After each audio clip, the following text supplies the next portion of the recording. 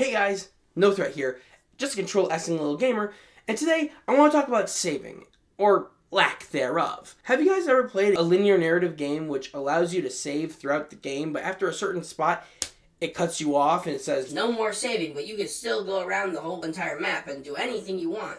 And the dangers of the map are still there, but no saving. That's a no-no. Well, was that franchise the most detail-oriented, intricate game in all of gaming history? Was it the one that had its audience focus on handwriting profiles in order to figure out what certain tally marks meant? Or was it the one that got gamers back into reading? Or was it the one that had gamers for 15 years counting toes? That's right, I'm talking about FNAF. And when FNAF Security Breach, one of the newest games of the franchise, came out, it was honestly really well received, except for the explosive amounts of bugs, glitches, and just poor mechanics. But one of the things that really struck me as odd, especially as a game developer myself, is the inability after 6 a.m. to save.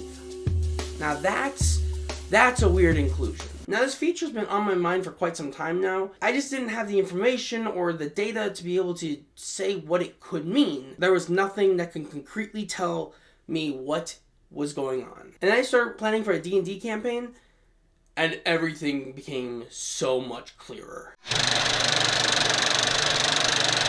Now you may be thinking, D&D? What does D&D have to do with Five Nights at Freddy's?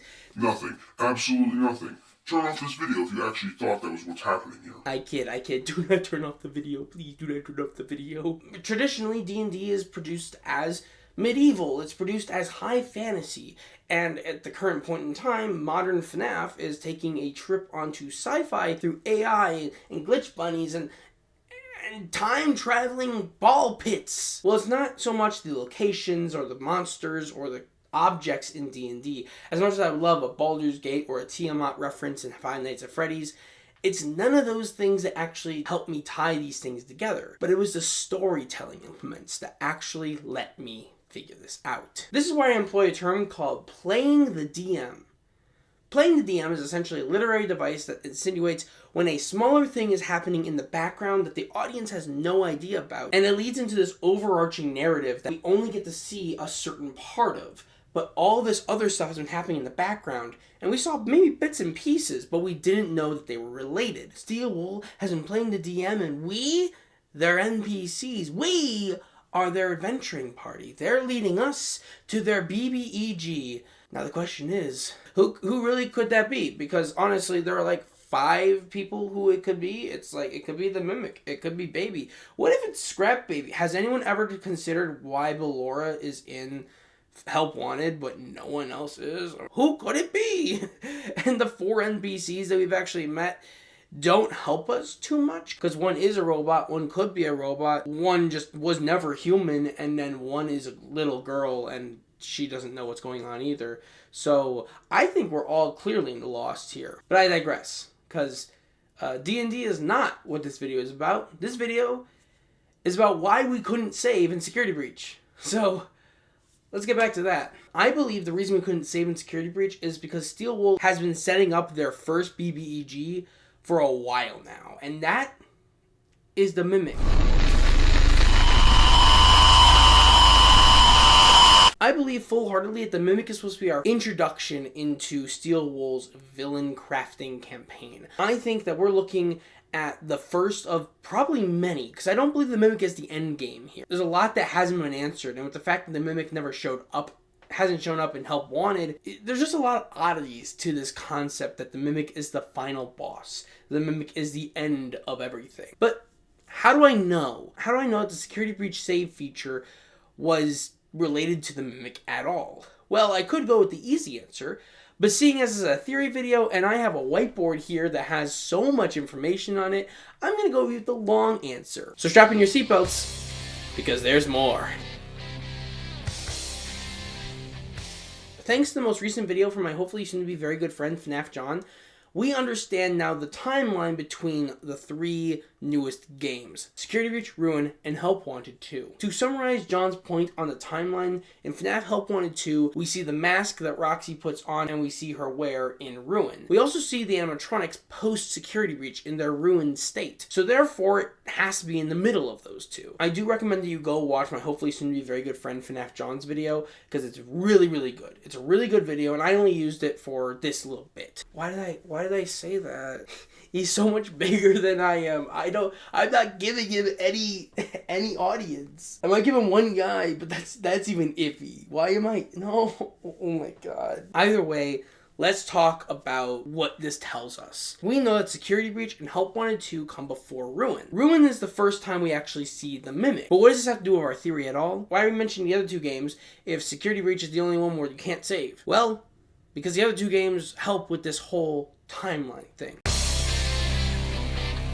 In Help Wanted 2, you play who is most likely Cassie's dad, an engineer with the Fazbear Entertainment Company. The main gameplay of the game is performing practice exercises to train you to completing a new job. What that job is, no one really knows. But the overall consensus on the point of the game is that it is to train the Mimic. Due to a few clues we get from Security Breach, along with the existence of security nodes from Ruin, as well as the Tales from the Pizzaplex book Tiger Rock, we understand that the Mimic is not only the physical incarnation that is in the basement, but also is within the entire Pizzaplex itself. We also learn that the Mimic is connected to the AR world that you get through the Vanny mask. Therefore, anything that happens in that world is more than likely that the Mimic understands what is going on in that world. But why does that matter? Because halfway through Help Wanted 2, you're given a very strange instruction to take off the mask. When you go ahead and put your hand up to your face, you're revealed to be wearing a Vanny mask. Which makes sense because you're an engineer, and as we learned in Ruin, engineers are made to wear these masks in order to help them get around obstacles and be able to interact with the digital world around them. A few things actually happen when you take off the mask. The most obvious one is that your surroundings change to that of a ruined, burned down pizzeria. And honestly, this was a huge shock, because for a good amount of people that I talked to who played this game, they didn't realize that this game took place in the FNAF 6 pizzeria. For the same reason, I didn't realize that Springtrap was in the trailers for the FNAF movie, because we've only seen this thing in a dirtied and ruined state. But when you show it to us cleaned up, lit up, bright, and with new things like Mystic Hippo, then we don't realize that it's that thing until you show us it in its ruined form. Let's also remember that in Ruin, the FNAF 6 pizzeria, downstairs is where you go to find the Mimic the first time. The other things that happen are specific to the levels, but you kind of have to think about that one for a second. What's the difference between the levels in the mask and the levels out of the mask? Levels in the mask are referred to as easy levels, but following the same nomenclature from Help Wanted 1, there's another thing called nightmare levels, or hard levels, that you get when you take off the mask. In the easy levels, the minigames feel like actual training missions. In the hard levels, we see something really weird. There's actually a risk to our life in this one. In the hard levels, there's more than just the original game there. There's so much happening around us, and there's an actual threat to our lives. In the easy DJ Music Man levels, the only risk is failing to replicate his music enough times. But in the hard mode, there's no lights on, it's ruined, DJ Music Man is torn to shreds, but also you're being berated by the mini Music Men that honestly just want to kill you. Same thing with Bonnie Bowl. You have the original game there, but then when you go into hard mode, there's additional threats all around you. Now let's move forward in the timeline to Ruin. Don't worry, we'll get to Security Breach in a second. Ruin is the debut of the Mimic, and actually where we get to see the plan fully arise. But what is his plan? Well, in Ruin, since the only speaking parts are from Gregory, the other Gregory, the backstabber, and Cassie, no one really wants to share or knows about what the plan is. I come up with 2. Well, actually, I came up with 1. The main consensus is on the other one. The main consensus is that somehow the Mimic wants a new host after Vanny. As you saw in the good ending of Help Wanted 2, Vanny is completely released from Glitchtrap's control. So, Glitchtrap, being another rendition of the Mimic, probably wants another host. But by chance, That's Cassie. Well, it might not be so much as by chance. It might be a bit planned out, but we'll get there soon enough. The plan I came up with, the thing I think was happening, was that the Mimic doesn't actually care about Cassie at all. In fact, the Mimic only cares about the Vanny mask. You see, my theory is that the engineer is working on the practice exercises and all that. He's collecting data through this mask, collecting data that the Mimic needs in order to learn how to do certain things. So, therefore, the plan in Ruin is actually to use Cassie as a courier to get the mask all the way to the Mimic. Now, there's some flaws with these two plans. The flaws of Plan 1 are that at the end of Ruin, we see that Cassie and or the Mimic seems to be dead. It's not your fault. I know you did it for me, to save me. But we can't risk being followed. Oh no. I'm sorry. We can't risk being followed. We what? Elevator falls. No. This is the bad ending. He sacrifices Cassie.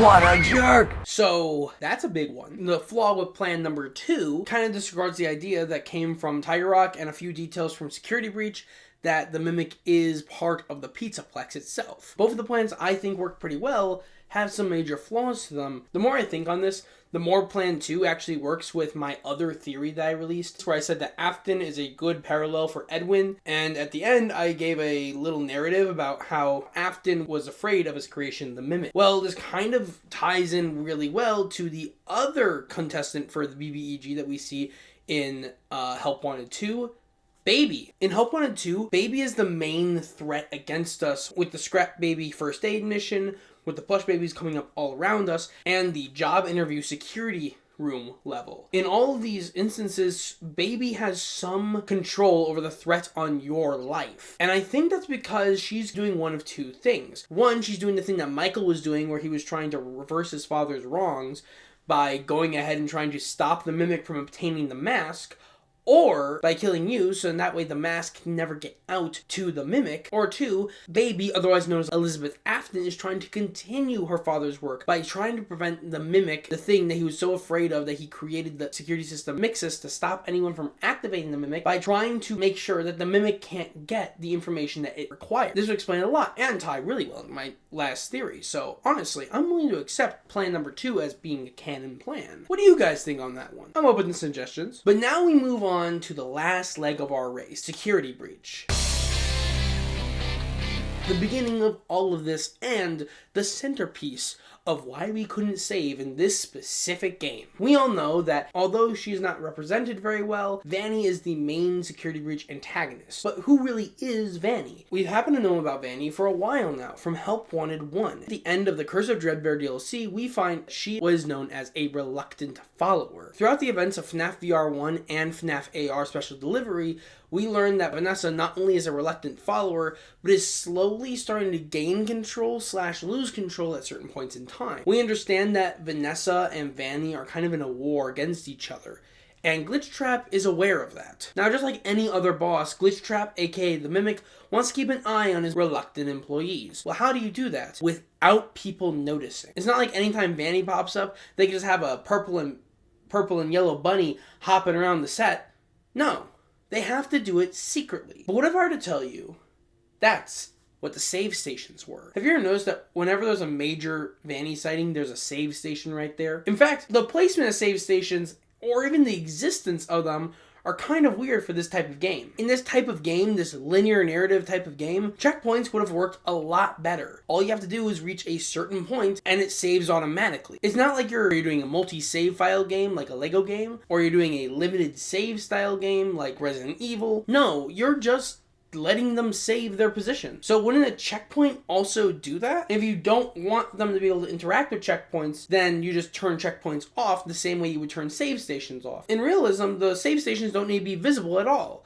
So why are they there? Because checkpoints can't have Helpy installed in them. Have you ever noticed that a save station in Security Breach happens to have one of the most unknown animatronics available just right off the bat? When I first looked at Save Station, I saw Helpy and I was like, did I miss a book? What happened here? Who is this guy? Well, I've seen him in Ultimate Custom Night, but I don't know who this guy is really. Why are we introducing a brand new animatronic specifically for this save station? Then when I didn't see him again in Security Breach other than save stations, I sat there and said, why is this dude here? Well, I'll tell you, because Helpy is the agent for the Mimic.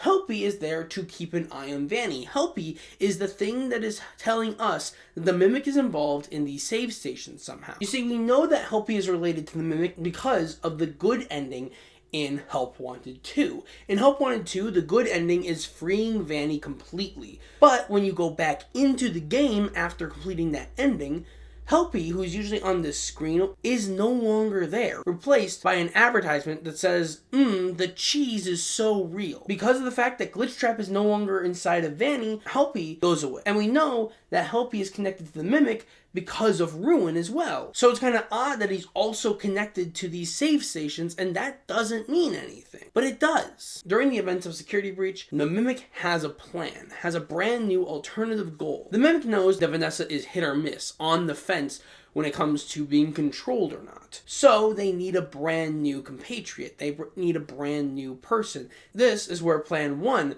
would have spawned from. The Mimic decides to start making a contingency plan, knowing that there is a non-0% chance that Vanessa will break. So they know that they need to do something. Well, the best thing that they can do is that they can try to lure someone in. So how do they do that? Along with the save stations being in places where we see Vanny, they're also in places where Gregory talks. I think this is because the Mimic is recording Gregory's voice, getting enough information so in that way it can use AI modulation to be able to create the voiceovers that we hear in Ruin. Because think about this. We know that Gregory isn't down there because of the fact that the Princess Quest ending is the canon ending, not the Burn Trap ending. The one where he and Vanessa walk out of the Pizzaplex. So how exactly does Mimic get Gregory's voice to be able to mimic it? But we sit there and say in Security Breach, the Mimic is recording Gregory's voice, then it makes perfect sense why it's able to change its inflection and everything. Do all the stuff that's able to do with Gregory's voice without him actually being there. This also explains why at 6 a.m. we're no longer able to save, because the Mimic has turned off those save stations. The Mimic has no more use for Gregory because it's assumed that Gregory's already left. Sure, the canon ending is freeing Vanny from the hold of Glitchtrap, but the Mimic doesn't really care anymore. It's already gotten what it wanted out of us. And it also assumed that we had left already. So when you go ahead and zoom out of everything that has been said right now, we now see that these 3 games, and actually these 5 games, aren't just the culmination of the modern FNAF. It's more or less taking us away from the Afton era, where Afton was the villain, to the Mimic Saga. Now we get on to the end of all this. Why does this matter? Why does all this exist? Why did I do all of this work? Why do I have a whole whiteboard full of stuff to explain this idea? When this game came out so long ago, why does it matter? Because we can take what we have now, and utilizing the narrative that we've been shown, we can predict what can happen in the future. And I think what's going to happen in the next installment is able to be seen if we just follow this plan, if we just follow what was going on.